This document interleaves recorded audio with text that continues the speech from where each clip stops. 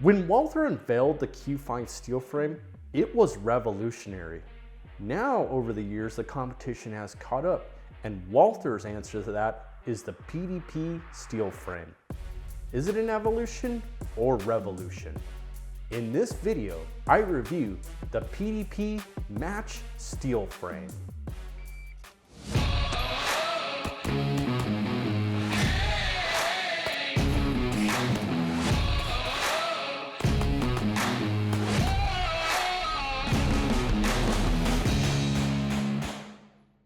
If you've been following my channel, I've been doing higher round count reviews. Now, one thing I wanted to do for you guys is get you information more in depth about the features and things that may make more immediate decisions, and then I can test long-term reliability separate. So this video is really about a first impressions. One thing I want to mention before we dive into this is that I have over 45,000 rounds between two Walther Q5 steel frames that I own. And so you're going to see me touch on this gun quite a bit, and there's going to be a lot of referencing it while I go through the PDP steel frame. The first thing I actually want to touch on is, what is the value proposition of the PDP match steel frame? Well, the MSRP on the website is $1,899, and so to get something that's equivalent to that in the prior generation, which is the Q5 match steel frame Pro. Now, just highlighting what that actually means is that it comes with a magwell, it comes with 3 17-round magazines, and this trigger is actually a little bit different from the prior. In the actual factory version, it doesn't have the dynamic trigger. So in continuing it, let's start with the baseline price of the Q5 match steel frame. On Walther's website, they have it listed at $1,999, which actually puts us north of this gun. But to be more realistic with today's market prices, Shields has this listed on their website of about $1,599. And when I bought this gun 3 years ago, I bought it, give or take, for plus or minus $100 back then. And so I find that to be a little bit closer to market value. So when you add the dynamic trigger here, that's another $179. This puts you just shy of $1,800. So in retrospect, it's just a little over $100 more for the PDP steel frame. That's what at this point makes this an equitable in terms of discussing the value proposition of this gun.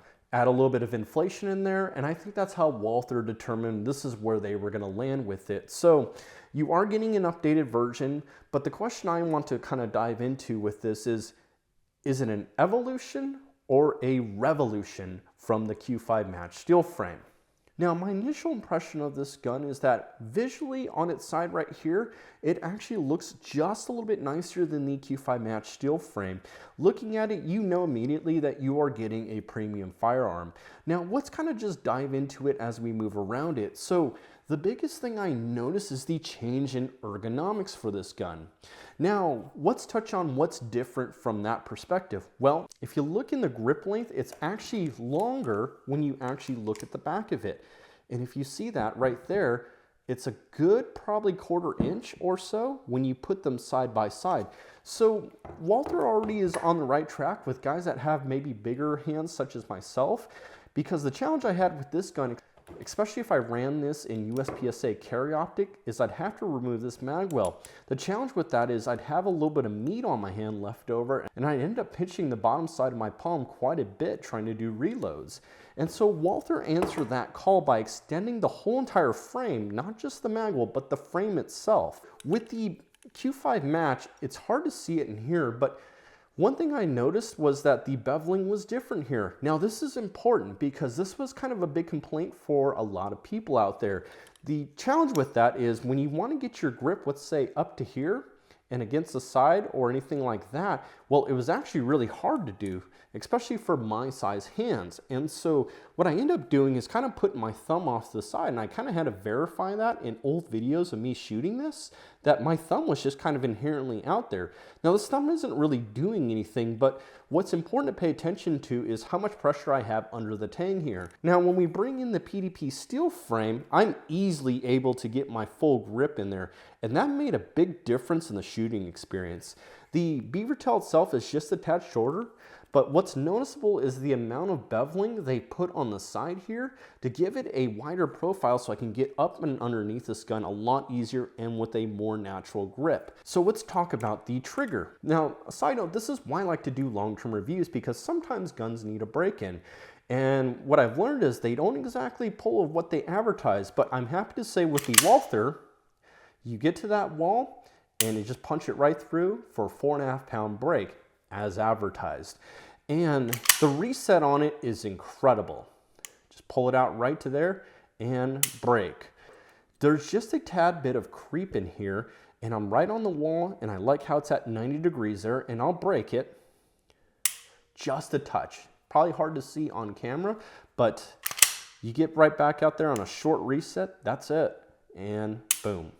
So an excellent trigger right out the bat. Now, here's the thing. This trigger on here is a special dynamic setup that I have, which pulls at 2.5 pounds. This is kind of irrelevant. I actually want to pull in this gun. Sorry that it doesn't have an optic, because that was sacrificed for this gun. But this has actually the factory dynamic trigger, which actually breaks at 3.5 pounds. So when we do this, okay, right on the wall, no creep, okay? It's actually a little bit longer on the reset than the PDP steel frame, but a nice break. The one thing that is kind of a trade-off is you start to get more aggressive with trigger work on this, is that you start to sacrifice a little bit of the return weight. That's important because when you're shooting fast, okay, that reset pushes you right back out. So one thing I will touch on is the serrations of this gun. They are nice and deep because you'll need it. This gun has a heavy recoil spring. If I recall, I believe it's somewhere between 15 and 17 pound recoil spring. That's huge. It's even like that on the Canik Rival S. These guns just inherently have heavy springs. The biggest thing I will probably challenge on this thing, especially for the price point, are the factory sights that come with them. For better lack of words, they are meh. You know, you get 3 dots, kind of similar to what you may find on a Glock, and you know what? I would say they're on par with that quality. When you start to look at this front sight a little closer, it literally is just a dot painted onto a sight. Most other sights you'll see out there are either beveled in a little bit and then painted, but at least it has some level of texture. That, for me particularly, was a con, and if you look through here, you'll notice immediately that you won't be able to co-witness, as particularly with the Trigicon, that this is blocking that entirely. Now, however, I will point this out, and this is huge. Look at where this optic is sitting. It's, if you see there, the hood of this SRO is pretty close to the top of the slide. Now, why that's important is when you look at the Q5 match, there is a difference in height. And I'm trying to keep this about the same so the bore axis looks at it, but you're gonna see that's probably about about an 1/8 to a 1/4 inch difference in height. Now, what that translates to is less exaggeration in the dot. So that was a huge positive of good information and feedback they took. One thing I want to point out that was particularly a positive with this generation is you see that there's actually bosses that the optic plate can sit on the slide, so it locks up well. Well, when the first gen PDPs came out, they were pretty much flat and you screwed down 2 screws. Now, when I show you this video, you'll see that they went back with that style, but decided rather than having it protrude out the side, that the bossings inside would line up internally. So it still gives it a clean look and it sits lower. So in a win overall. I will show you the 17 round mag for the Q5, which is this guy right here, and the 20 round mag that comes with it. When you line them up, and if you look at just the bodies themselves, okay, you'll see that there's a difference in height. So in short, the mags that you had for your Q5 or even any of the PPQs will not work in the PDP steel frame. They're just too short. And speaking of mags, you get 3 mags total. So you get 2 20 round mags and 1 18 round mag. That's important to note, especially as we start to talk competition, and I'll touch on that in a second. One thing I want to highlight from a positive on the Q5 match steel frame that carried over into the PDP steel frame were these little plastic slicks. They fit right in here, and I want to explain why that's important. Because one thing I noticed as I evolved into other guns is how easy this gun was to do reloads on. I kid you not, mags would fly out of this thing regardless of how many rounds were in the mag, as well as the reloads were so effortless and consistent, even without the mag well. And a large part of that is, and nobody really talks much about this, is that what Walther did, and this is clever, is they put these little plastic inserts in here, and if you look from the side, they protrude just enough, and magazines right against that, giving it that smooth insert and dropout. And that carried over into the PDP still frame. So let's talk about Walther's magwell setup. So I really like this new setup with the PDP steel frame because these little side reliefs, while they seem trivial, they're important. And the reason for that is because the 18 round mag, when you insert it, it sits fairly flush. Now, for me, this is more of a personal preference thing, but the challenge I find with that in a reload is when it's flush, I don't have quite the confidence-inspiring feel when I go to push it in, because when it's flush, my hand would get hung up on these edges here. Now, Walther, I think, thought that out and said, this is twofold. One, to give you a little bit more confidence pushing that in, especially if you look at the placement of it, and my palms are starting to kind of sink over. And secondly, if it ever got stuck, you have these nice grips on the side of the factory base pads that you can just pull it right out and get in there. So the one thing I want to highlight are the barrels.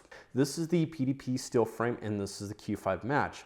And I'll bring that closer to you because one thing that's really important is that the barrel lug on this gun, especially on the sides, is significantly beefier than the Q5 match steel frame is here.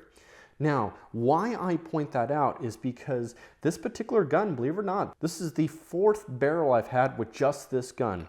And as you saw, I have another PPQ steel frame. This one has closer to 18,000 rounds on it total, and I've never had to replace a barrel. Now, I don't want you to get hung up on that because it's important to note that Walther probably took that feedback and improved the PDP match steel frame. I believe this is a sign of them saying, you know what, we saw that there was issues with some of our guns and we're gonna beef up this lug, and they certainly did that. Now, there was one item I was hoping to see in the PDP steel frame that I saw in the Canik Rival S that I was excited about, and that was a metal sear housing. Now, I felt very strongly in that video, if you've watched it, that added to a much more solid, crisp feel with the trigger. Now, I more so just harp on that because I felt that was a big positive point on the Canik, but does it really affect the quality of the trigger and feel or anything? Not necessarily, but it is nice to know when you're spending those extra few bucks that those little details matter. Now let's dive into the shooting experience. Context here is I only have about 350 rounds after shooting it in my class, in which I just sighted it in and threw about 200 rounds in the class. And I ended up doing an IDPA match with this. And seeing as how I just talked about the Rival S, it's worth saying, where does this fit on the spectrum of shooting? And if you had watched that video before, I had a strong opinion on the Rival S being my preference over the Q5 match steel frame. I felt the gun was as consistent, if not better, than the Q5 match steel frame. Well, you gotta think, Walther had to step up on that somehow, some way. And so in the PDP steel frame, the initial impression was different. And how is that? Well, I found that the balance was actually more towards the hand, whereas the match is actually got more weight towards the front end. You have a longer frame and you have less weight on the dust cover. Those little details alone will put more weight back here. So what does that mean for the shooting experience? Adapting to this gun was a natural experience, and I appreciated that, especially having a little bit of pressure to perform in a class in a gun I haven't even shot. This gun not only shot softer, but the transitions were excellent on this. And so for all those who've been following me some time, you know I have a competition background, and I want to talk briefly about where does it fit in USPSA and IDPA. Well, USPSA is a little easier. This gun weight-wise is well within spec of the following 4 classes I'll mention, which will be production, in which you would have to remove the magwell and remove the optics. So you'd have to run these iron sights, slap on a magwell, and you can run limited minor if you so choose. Now, where I think this gun is more of a natural fit is in carry optics and limited optics. Now, for this gun particularly, the only thing you have to do is change out that magwell. I want to touch on IDPA because this is where it gets a little interesting. Is this gun IDPA legal? Yes, but there are some caveats and conditions. And so one of those is if you run with the 20 round base pad, it does not fit in the box. However, if you run it with their 18 round mag, okay, it fits. And now here is the concerning thing I want to pay attention to. When I first looked at this gun, I noticed that it had a plastic cover here for the optic mount. I thought that was kind of interesting, seeing as how you're spending $18.99 for this gun, that they give you a plastic cover. But when I put it on the scale, even with this optic, you're sitting at 44.89 ounces. That literally is 0.11 away from not being legal in IDPA carry optics. So whether you decide to go USPSA or IDPA, you're going to have to make an additional investment. And so part of that is you're going to want larger magazines for carry optic or limited optics. MBX provides a full magazine option for 24+1 round. Now that mag is pretty expensive. What you can do for Walther is there are some aftermarket options that'll give you it up to 22 rounds just by changing the base pad and a spring out. That may be a more cost-effective option for you, but you're going to need to do that ×3. Now touching on IDPA, well, you are 2 base pads short. Here's the thing, do stock PDP 18 round mags work? No, they don't. And Walther clearly states that on their website, that you're gonna have to run this aluminum base pad that you can pick up off their website. So you'll have to buy 2 more of those and you can run this thing in IDPA. So I talked about briefly, just touched on the initial shooting experience. I'll elaborate more on how this gun operates when I do the 1000 review. But one thing that I wanted to point out was its initial reliability. Now this gun is fairly tight in specs. You know, there's just not much play, or any play at all actually, especially tighter than the Q5. The tolerances are a lot tighter and you can feel that when you rack it or handle this firearm in any way. The one issue I had was when I first started shooting it and loading the initial round for whether it was making ready for a drill or anything, and it only happened a few times, was that it would have a hard time chambering. And a large part of that would be 2 things. Number 1, this gun is breaking in. Number 2, it was about 35 degrees outside. So between being cold and a new gun, it was having a hard time chambering, but a simple bump in the back pushed that thing in. And as I put more rounds through it, the gun had 0 issues throughout my class, as well as in the match. So I want to talk about one final challenge of this gun, and it's a big one: holsters. Well, when I searched the website of this, and this is in January of 2024, there are no holsters available currently for the PDP match steel frame. One company is offering it, which is Red Hill Tactical, but I did not want to wait 30 days. And so what I ended up having to do was run a modified open gun holster for USPSA. Now that makes it illegal for IDPA in that sense, but USPSA, you actually get yourself kicked out of carry optics because part of that rule is that you have to have a cover over the gun. That leaves you with limited optics, which is what you'll see me shoot more of in the upcoming videos. All right, so let's kind of tie up this first impressions video. I like how the gun shoots already. There are things about it that say, hey, I need to make an additional investment that make the initial value proposition questionable. Going forward though, I'm going to want to see how reliable this thing is. I will want to see if we can actually edge out that creep with just by putting some time on it. Additionally, the weight challenge is my biggest concern, particularly with IDPA. Now, I'm not sure where weight savings will come, but things can change, and that's something I'll be looking for in the 1000 round review count video. So you're gonna wanna subscribe for when that video hits. Now, really briefly, who is this gun for? Well, I have always appreciated the options that you get with the Walther steel frames in terms of divisions and classes you can run. From a competitor standpoint, you're pretty much there. You just gotta make a few dollars investment. For the new shooter, this is going to feel fantastic in the hands. It's a soft recoiling gun. The transitions are easy to deal with, and that's who this gun is for. That competitor that wants to go out and run a gun that can hit multiple divisions and feel fantastic without the complexity of double action, single action, or having to defeat a safety. This is who that gun is for. And so with that said, guys, watch up the upcoming video, and I will see you guys at the range.